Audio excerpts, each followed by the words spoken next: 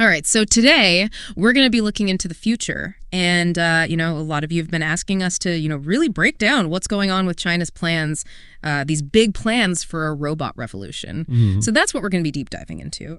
There was an article that came out recently from a Spanish news site.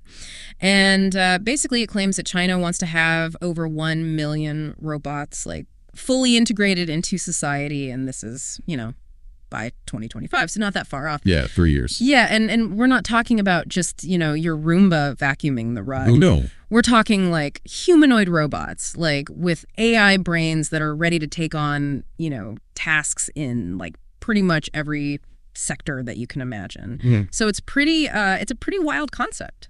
It's an interesting goal, and I think what's striking is that China's not exactly new to this whole setting, like massive tech goals and then actually achieving them. Yeah. Just think about how dominant they are in like the electric vehicle market or even consumer electronics. Mm-hmm. They've got this track record of delivering on these huge scales. Yeah. Yeah. Like consistently, they've shown they can do it. So it's not so this million robot goal. It's not just some kind of like, far-fetched. It's not a pipe dream. Yeah, exactly. It's a real possibility. It is. And it's a lot closer than a lot of people think. I mean, we're talking 3 years. Yeah, that's right. The article actually uses this word invasion to describe this whole wave of robots. Invasion. Yeah, invasion.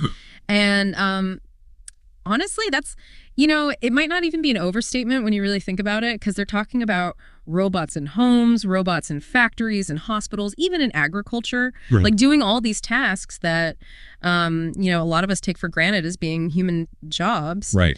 And, it's kind of unsettling. It's a little unsettling to think about, like robots taking care of your aging parents or like even handling like, really complex tasks like performing surgery. Yeah, I can see why people would find that unsettling. Yeah. It's definitely a shift. It's a huge shift that raises a lot of questions. But, there's another way to look at it too, right? Like, think about some of the potential upsides here. Like, if you have robots doing a lot of these jobs, you could see a huge increase in efficiency. Yeah. You can see potentially lower costs. And maybe even this frees up, humans to focus on more of like those creative and complex tasks that robots just can't handle, at least not yet, right? Yeah. So there's a chance that this could completely revolutionize entire industries. Right. Yeah. And the article actually highlights a couple of companies that are kind of leading the charge here. Oh, okay. The first one is AGI Bot, which is backed by Huawei, no less. Oh, wow. And they're already developing robots for like industrial purposes, logistical purposes. Right. They've already deployed almost 1,000 robots, all equipped with like, pretty advanced AI and sensor technology. 1,000 robots, huh? That's impressive. It is. And what I think is really fascinating about AGI Bot is that they're focusing on scalability, like big time. They're actually using robots to build other robots. Whoa. Robots building robots. That's wild. Yeah, I mean, think about the implications for speed and efficiency. It's like, it almost sounds like science fiction, but it's actually happening right now in China. That's incredible. It is. And then the other company, Purdue Robotics, is making a lot of, they're making some noise with their D9 robot. Okay. And it's designed specifically for use in warehouses and hospitals. Interesting. Yeah, so this thing is like packed with all this cutting edge tech. It uses like 3D semantic navigation to map its environment in real time. And it even has these multi-purpose robotic arms that have 7 degrees of freedom. 7 degrees of freedom. I mean, that's pretty incredible. It is. So that's a really key point that the article emphasizes. They're really pushing for, China's not just trying to like flood the market with robots. They're trying to make sure that these are like really high quality, capable machines. Like they're clearly investing a lot in, pushing the boundaries of what these robots can actually do. And they're implementing like deep learning algorithms and all these advanced sensor systems. Right. So before we get too lost in all the technical jargon here, can we just like break down for a second, like, what does 7 degrees of freedom even mean? Sure. Like, it sounds impressive, but I don't know if I really understand what that like what that enables a robot to do. So basically, think about your own arm, like the human arm, right? Okay. And all the different ways that you can move it. Yeah. You can rotate it at the shoulder. You can bend it at the elbow. You can twist at the wrist. Yeah. Each one of those movements is a degree of freedom. So the D9 robot, its arms, can move in 7 different ways, which gives it, incredible dexterity. Oh, wow. Like it can manipulate objects with a level of precision that's pretty remarkable. So these robots aren't just like, clunky machines anymore. They're actually becoming incredibly agile and adaptable. Exactly. And that adaptability is like super essential for robots to actually be able to function autonomously in, all these complex real world environments that they're going to be working in. Right. Yeah. This all sounds like, incredibly futuristic. It does. But the article also points out some pretty significant challenges. Okay. Specifically, they mention autonomy as being like a key hurdle. Right. So, I mean, it's one thing to have, robots follow these pre-programmed instructions. But what happens when they need to make, really complex decisions in these unpredictable situations? Yeah, that's where things get really, really complicated. Like, how do you actually program a robot to make ethical choices? Right. How do you make sure that it's going to be following safety protocols, in every scenario? Yeah. And then how do you account for all of like the cultural nuances and the acceptance of a society that's going to be increasingly reliant on these autonomous machines? Right. These are really tough questions. Yeah. And they need to be carefully considered as this technology keeps advancing. That makes a lot of sense. So it's not just about the technical capabilities, it's also about like the bigger picture. Yeah. Like how does this actually integrate into society? Exactly. And I think that's where the real deep dive begins. It is. So while all these technological advancements are really fascinating to talk about, They are. It's also crucial to consider like what are the potential challenges and even the implications of this robot revolution. Like, for example, the article highlights that China's goal is to become the world leader in robotics by 2029. Wow. So they're essentially planning on like exporting this technology globally.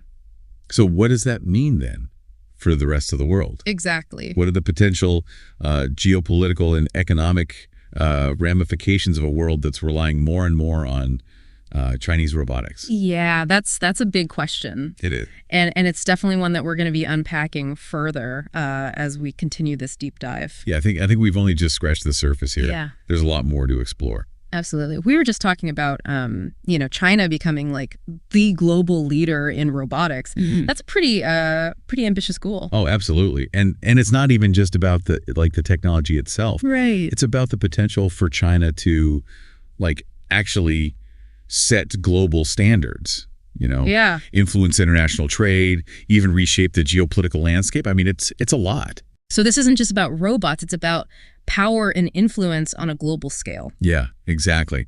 And it raises so many questions like, will other countries even be able to keep up? Yeah. Will we see like some kind of technological arms race in robotics? And how will this all impact like global economic competition? I mean, these are huge things to think about as we go deeper into this. For sure. Well, before we get too caught up in like all the geopolitical implications here, let's circle back to the technology for a second. Okay. We were mentioning earlier some of the breakthroughs that the article talks about, things like 3D semantic navigation and deep learning algorithms. Right. Can you break those down for us a little bit? Like why are those so significant? Sure. So 3D semantic navigation, that's a real game changer in how robots perceive and then interact with their surroundings. Okay. So, traditional navigation methods, they rely on these pre-mapped environments or just basic obstacle avoidance. Right. But 3D semantic navigation, this allows the robots to actually understand the meaning of the objects around them. Oh, wow. So they can differentiate, is this a wall? Is this a chair? Is this a person? Yeah. And they can adjust their movements based on that understanding.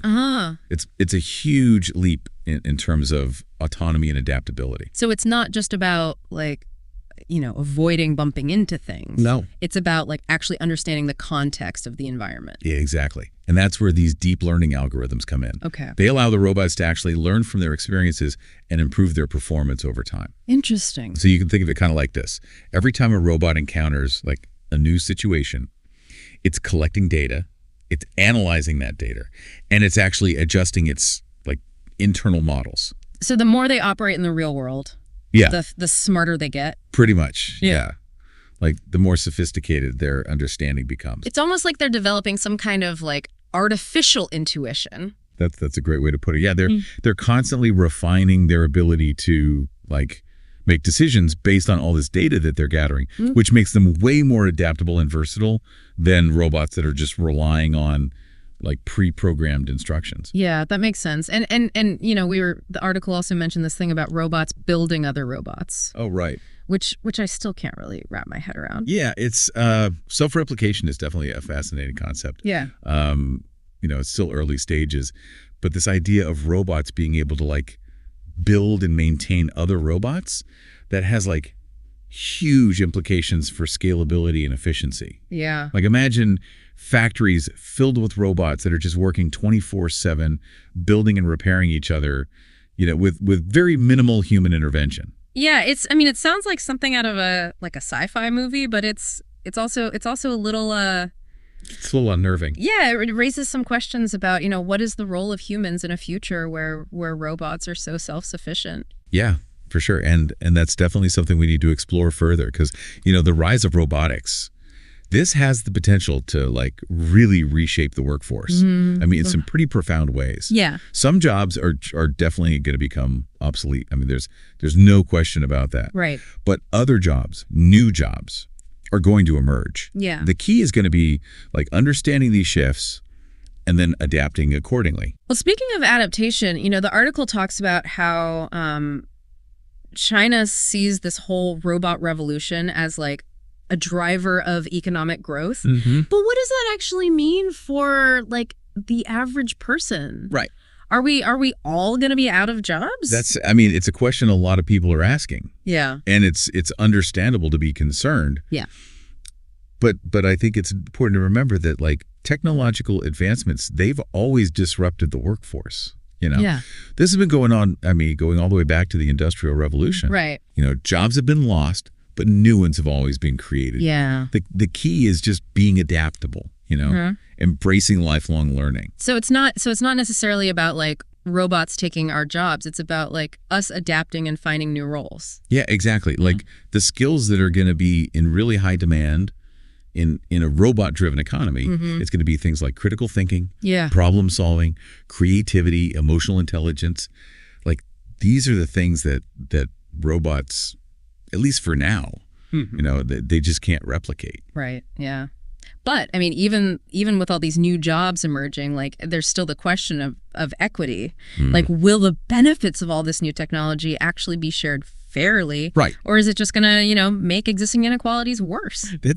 That's such a crucial point. Like, it's not enough to just embrace technological advancement. Yeah. We need to make sure that the benefits are distributed equitably. Right. That workers are retrained for these new jobs of the future. Yeah. And that there are like social safety nets in place to support the people who are displaced. But it's not just about the robots themselves. It's about like the social and economic systems that we build around them. Exactly. Yeah. We need to be really proactive in shaping this future rather than just like reacting to it. Yeah. And that's going to require, you know, some really thoughtful policies, ethical considerations, and a focus on creating a future that benefits, you know, all of humanity. Right. Not just a select few. Yeah. This is getting pretty deep here. It is. But I think it's really important to be having these conversations. Oh, absolutely. You know, we can't just like blindly embrace technology without considering like what are the potential consequences. Yeah, I completely agree. And I think that's what makes this whole deep dive so important. You know, it's not just about like understanding the technology. It's about wrestling with these bigger questions about how it's going to impact our lives, our societies, our future. Wow, I feel like we've covered so much ground already. Yeah. From like the actual, you know, tech itself to like the potential economic and social, you know. The upheaval. Yeah, like the upheaval that this robot revolution could bring. Right. I mean, is it really a revolution? I think it has the potential to be. Yeah. Yeah. But you know, I think there's one thing that we haven't really fully explored yet. Okay. And it's a pretty crucial one. What's that? The article, it really focuses on China's plans. Right. Right. Right. But what about everyone else? What about the rest of the world? Yeah. Like, how are other countries reacting to China's ambition to basically become like the global robotics superpower? That's a great point, because it is easy to get like so caught up in the specifics of, one country's plans. But this is a global phenomenon. It is. I mean, robotics and AI, that's advancing like rapidly all over the world. Everywhere, yeah. And different countries are taking different approaches. Oh, okay. Some of them, they're investing like super heavily in research and development. They're trying to, keep pace with China, basically. Yeah, yeah. Others are, they're kind of focusing on very specific applications for robotics, like maybe healthcare or manufacturing, things like that. And then there are some who are just taking a much more cautious approach. They're kind of waiting to see how this all plays out before they really commit a lot of resources. So it sounds like there's not like a one-size-fits-all answer here. No, definitely not. Each country is kind of navigating this in their own way. Yeah, exactly. And that creates like a really complex and dynamic global environment. Right. It's not just about like this technological competition. It's about economic influence, political power, even ethical considerations. So where does all this leave us? Like, what does this mean for the future? Mm-hmm. I mean, are we headed towards a world where like robots are just like commonplace in every aspect of our lives, no matter where we live? I mean, it's definitely possible. Yeah. But the future's not set in stone, right? It's shaped by the choices that we're making today. Yeah. The development and the deployment of all this robotics tech. This needs to be guided by ethical principles. Right. With a focus on actually creating a future that benefits all of humanity. Right. Not just, a small group of people. Yeah. Yeah, no, that brings us back to, I think, something we were talking about earlier. Yeah. This idea of human agency. Like, we can't just like sit back and let technology decide what the future is going to be. Well, no. We have to be active participants in shaping it. Absolutely. Yeah, it's about finding that balance. Yeah. Between like embracing the potential of this new technology, but also safeguarding, human values. It's about making sure that these robots, that they remain tools that empower us. Yeah. Not forces that end up controlling us. Yeah, that's a really powerful thought to kind of leave our listeners with as we wrap up this deep dive into China's robot revolution. Hopefully we've sparked some critical thinking about this really complex interplay between technology and society and the future that we're all creating together. I hope so. Yeah, it's definitely a topic that deserves ongoing discussion and really careful consideration. Absolutely. And we'll for sure be continuing this conversation in future episodes. But in the meantime, we'd love to hear, what you all think about this. Are you excited about, the potential of robotics, or do you have concerns? Share your thoughts in the comments below, and let's keep this conversation going. Yeah. And until next time, keep exploring, keep questioning, and keep shaping the future that you want to see.